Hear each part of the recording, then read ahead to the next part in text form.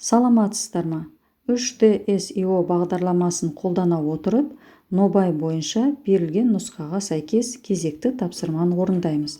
Мұнда жартылай шар мен үш бұрышты призманы біріктіріп, 3D моделін жасаймыз. Қосу батырмасын басып, шаршыны шығарып аламыз. Кілт батырмасын басып, оны жылжыту функциясын өшіреміз.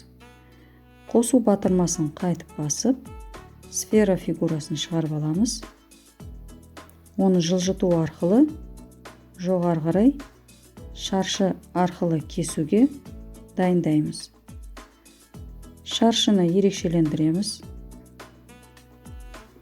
Кілт батырмасын басып, қайшы батырмасын басу арқылы кесіп аламыз және кілт батырмасын басып шаршыны жоямыз.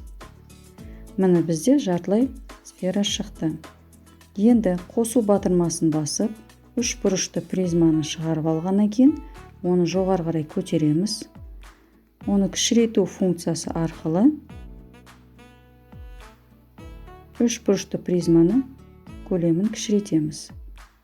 Жылжыту батырмасы арқылы үш бұрышты призманы сфераға жылжытып біріктіреміз. Енді үш бұрышты призманы жасыл түске айналдырып, призма мен сфераны біріктіреміз. Сфераны ерекшелендіріп, оны сары түске айналдырамыз.